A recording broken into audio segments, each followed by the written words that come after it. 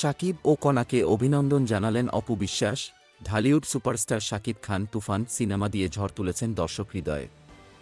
এই সিনেমাটি শুধু দেশে নয়, বিদেশের মাটিতেও দেখা যাবে। তুফান ইস্যুতে ফেসবুকে পোস্ট করেছেন চিত্রনায়িকা অপু বিশ্বাস। পোস্টে শাকিবকে অভিনন্দন জানানোর পাশাপাশি কণ্ঠশিল্পী কণাকেও অভিনন্দন জানিয়েছেন তিনি। অপুর সেই পোস্টে শাকিব ছাড়াও পরিচালক রায়হান রাফি ও তুফান টিমও জায়গা পেয়েছেন।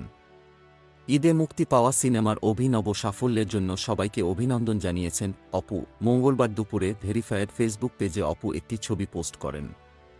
সে ছবিতে শাকিবের সঙ্গে দাঁড়িয়ে আছেন কণা। কণা তুফান সিনেমায় দুষ্টু কোকিল শিরোনামে গানের কণ্ঠ দিয়েছেন।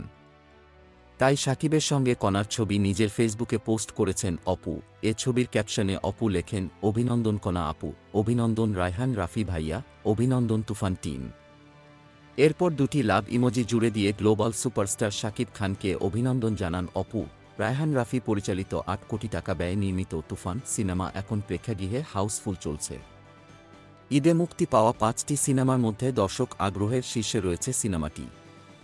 তাই এ অভিনব সাফল্যে শাকিবকে অভিনন্দন জানান চিত্রনায়িকা।